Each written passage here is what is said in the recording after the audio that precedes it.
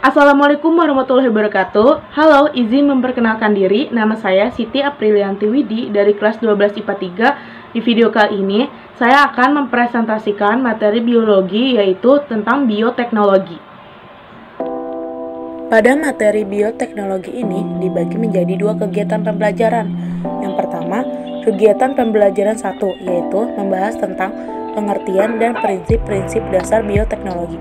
Dan pada kegiatan pembelajaran 2 yaitu membahas tentang penerapan bioteknologi.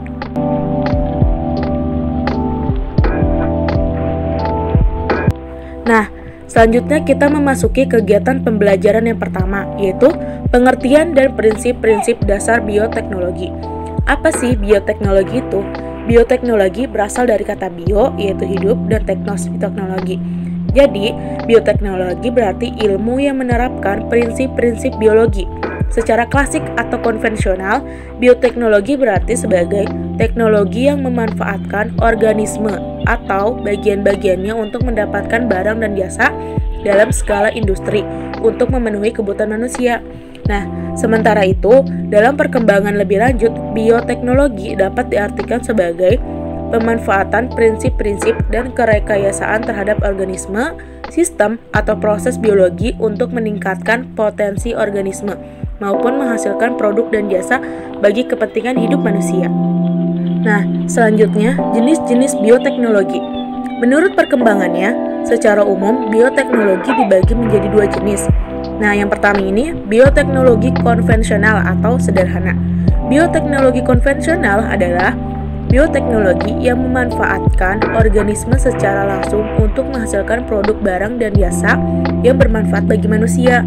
Pada bioteknologi konvensional menggunakan mikroorganisme, proses biokimia, dan proses genetik alami. Nah, selain itu, pada bioteknologi konvensional ini masih sangat sederhana atau tradisional karena teknik dan peralatan yang digunakan masih sangat sederhana. Nah, ada kelebihan dan kekurangan dari bioteknologi konvensional ini.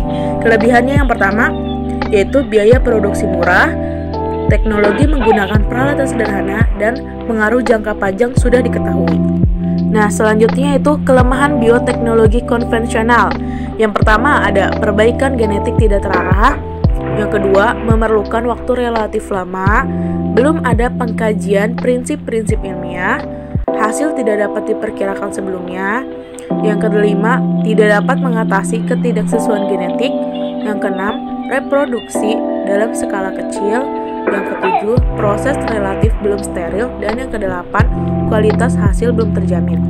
Nah, selanjutnya, bioteknologi konvensional dimanfaatkan dalam beberapa bidang. Yang pertama, dalam bidang makanan. Dalam bidang makanan, proses yang dibantu mikroorganisme, misalnya dengan fermentasi. Hasilnya antara lain yogurt, keju, tempe, roti, kecap, cuka, dan sebagainya.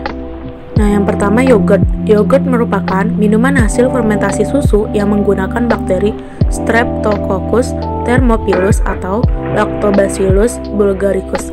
Dan yang kedua ada keju. Keju merupakan bahan makanan yang dihasilkan dengan memisahkan zat-zat padat pada susu melalui proses pengentalan atau koagulasi. Nah, proses pengentalan ini dilakukan dengan bantuan bakteri Lactobacillus bulgaricus dan Streptococcus thermophilus.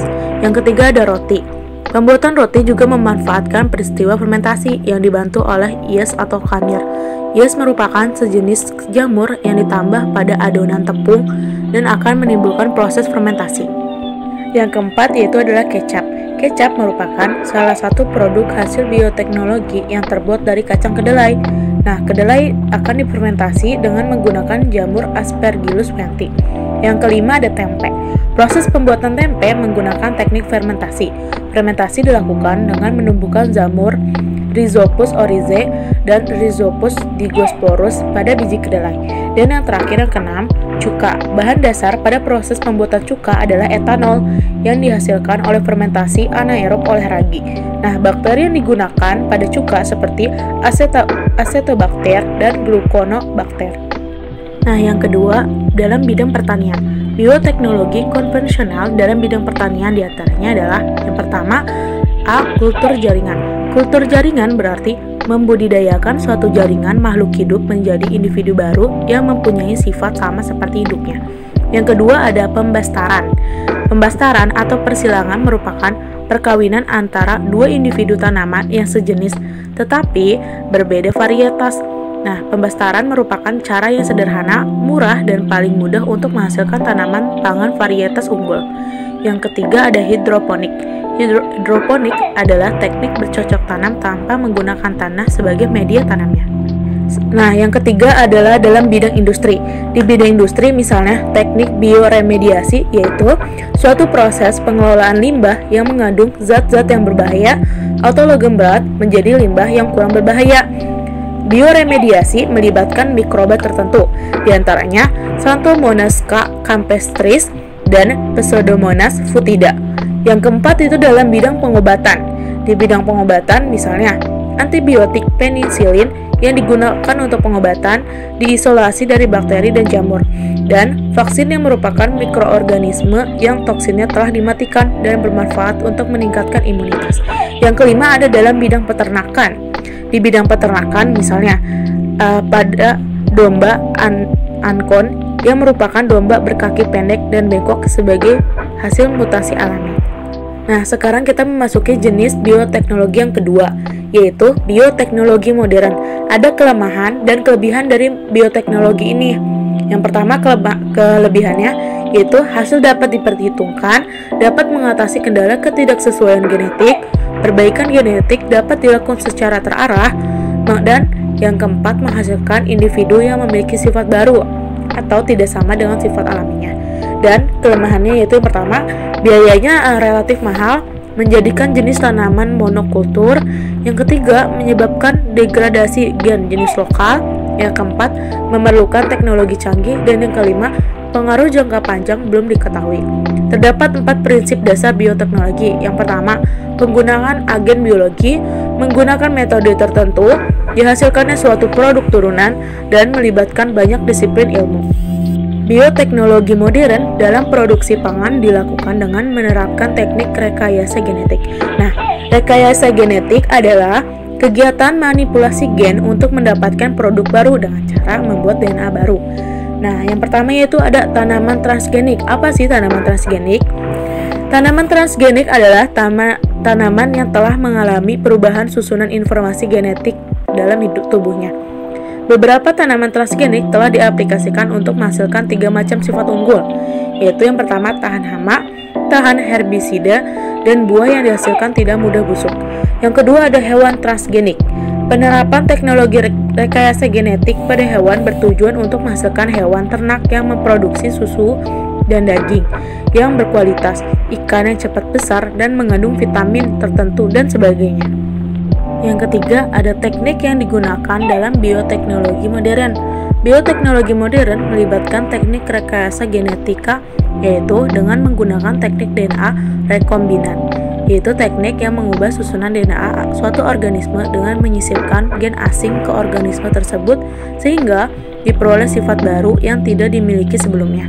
Nah, teknik ini digunakan untuk menghasilkan organisme transgenik. Proses DNA rekombinan meliputi yang pertama ada isolasi DNA, dilakukan untuk menyeleksi DNA yang dikehendaki. Langkah-langkah proses isolasi DNA yaitu yang pertama isolasi jaringan, yang kedua pelisisan dinding sel dan membran sel, yang ketiga pengekstraksian dalam larutan, yang keempat purifikasi, dan yang kelima presipitasi. Nah, proses yang kedua yaitu transplantasi gen atau DNA. Transplantasi gen dilakukan dengan cara menyambung gen yang telah diisolasi ke dalam DNA plasmid vektor menggunakan enzim ligase.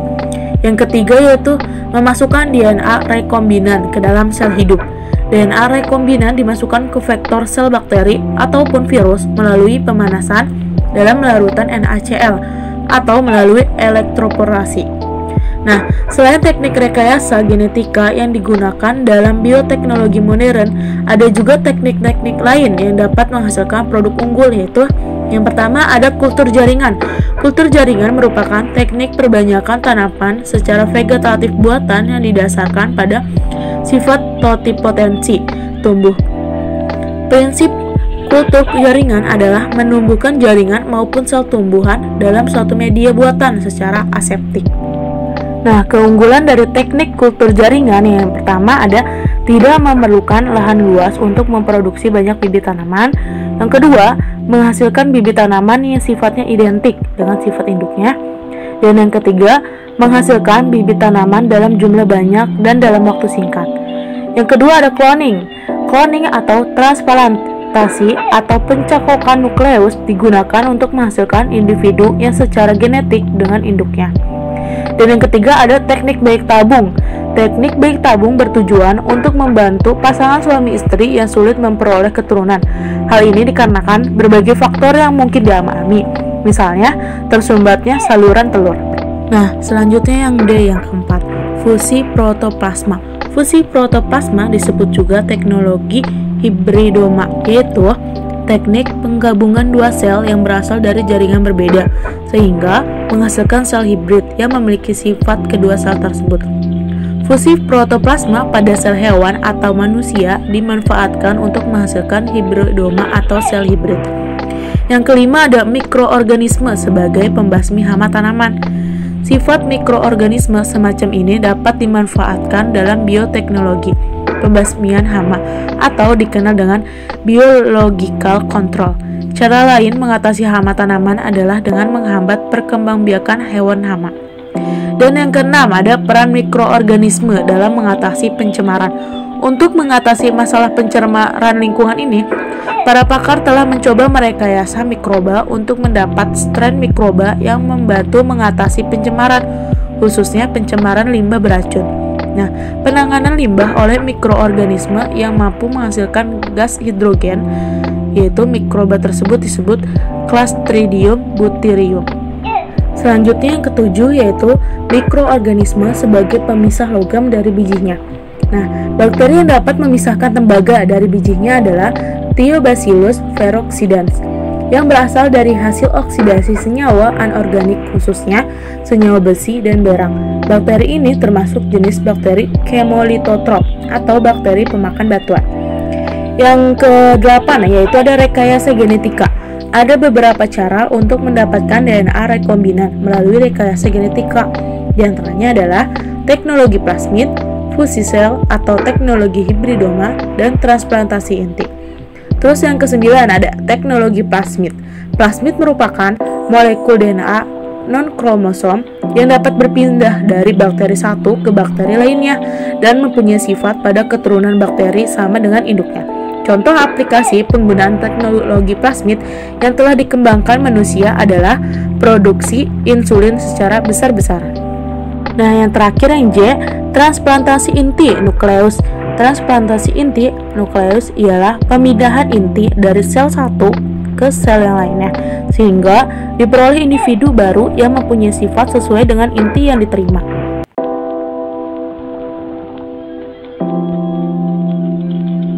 Nah, selanjutnya kita memasuki kegiatan pembelajaran kedua, yaitu yang membahas tentang penerapan bioteknologi.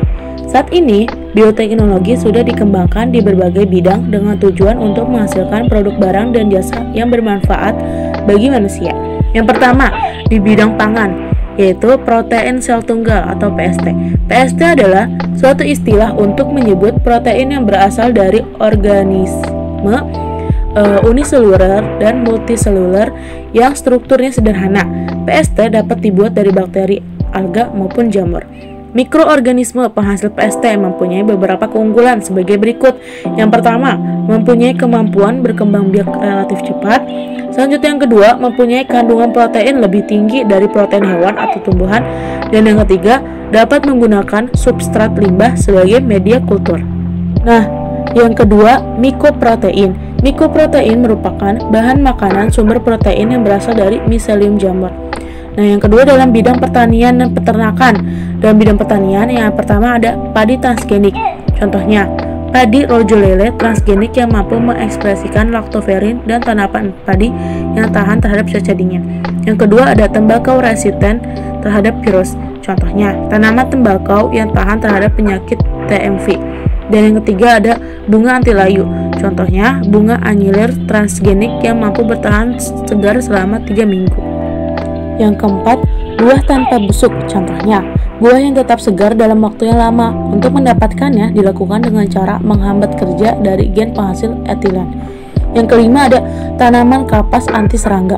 Tanaman kapas ini diperoleh dengan memasukkan gen delta endotoxin Bacillus thuringiensis ke tanaman kapas melalui teknik DNA rekombinan.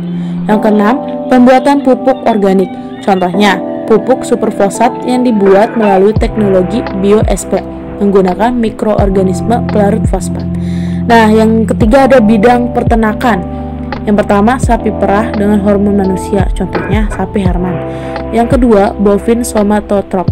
Teknologi ini dilakukan dengan menyisipkan gen somatotrop sapi pada plasmid Escherichia coli untuk menghasilkan BST. Nah, yang keempat yaitu dalam bidang kedokteran.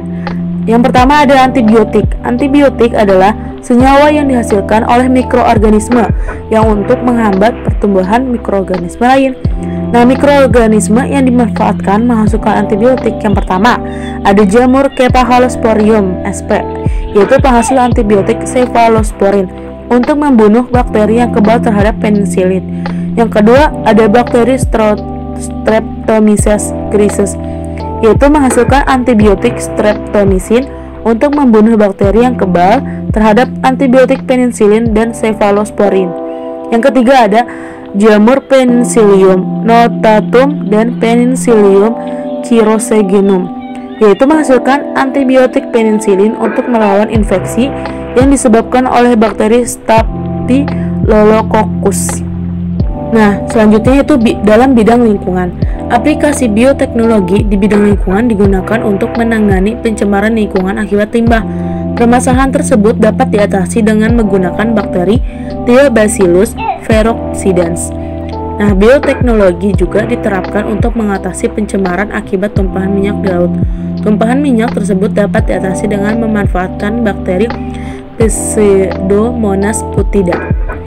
Yang kedua, dampak penerapan bioteknologi bagi kehidupan. Yang pertama dalam bidang lingkungan, ada dampak positif dan negatif. Dampak positifnya yang pertama, ditemukannya tumbuhan transgenik yang tahan terhadap serangga sehingga dapat mengurangi penggunaan pestisida. Yang kedua, mengatasi pencemaran limbah dengan menggunakan bakteri Thiobacillus ferrooxidans yang dapat memisahkan logam dari bijinya. Dampak negatifnya, yang pertama, menimbulkan kerusakan pada ekosistem. Yang kedua, tanaman kapas anti serangga dapat membunuh hama dan organisme bukan target seperti kupu-kupu dan lebah yang menghisap nektar tanaman tersebut. Akibatnya, banyak jenis serangga yang mati sehingga merusak ekosistem. Selain itu juga, matinya serangga dalam jumlah besar dapat mengganggu kelangsungan hidup organisme pemakan serangga. Yang ketiga, hilangnya plasma nutfah. Yang keempat, dengan dibudidayakannya organisme transgenik dapat membuat organisme lokal semakin tersingkir sehingga dapat menimbulkan hilangnya plasma nutfah lokal atau alami. Oleh karena itu, pembudidayaan tanaman transgenik dapat mengakibatkan punahnya makhluk hidup dalam suatu ekosistem. Nah, dampak di bidang sosial ekonomi.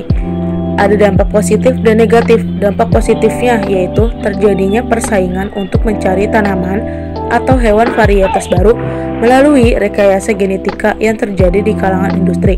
Sedangkan dampak negatifnya yaitu kesenjangan ekonomi dan sosial pada masyarakat karena produk dari petani dan peternak tradisional mulai tersisih. Selanjutnya ada dampak terhadap kesehatan.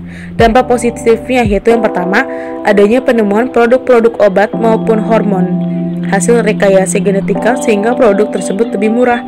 Dan dampak negatifnya yaitu penggunaan produk kesehatan hasil rekayasa genetika dapat mengakibat timbulnya alergi. Bahkan beberapa produk transgenik dapat mengakibatkan seseorang menjadi resisten terhadap beberapa jenis antibiotik. Dan yang terakhir yaitu etika moral. Penerapan teknologi cloning yang dikhawatirkan akan diterapkan pada manusia dianggap merendahkan martabat manusia. Cloning pada manusia sangat ditentang karena tidak sesuai dengan etika moral dan melanggar aturan agama. Sekian dari saya, kurang lebihnya mohon maaf. Wassalamualaikum warahmatullahi wabarakatuh.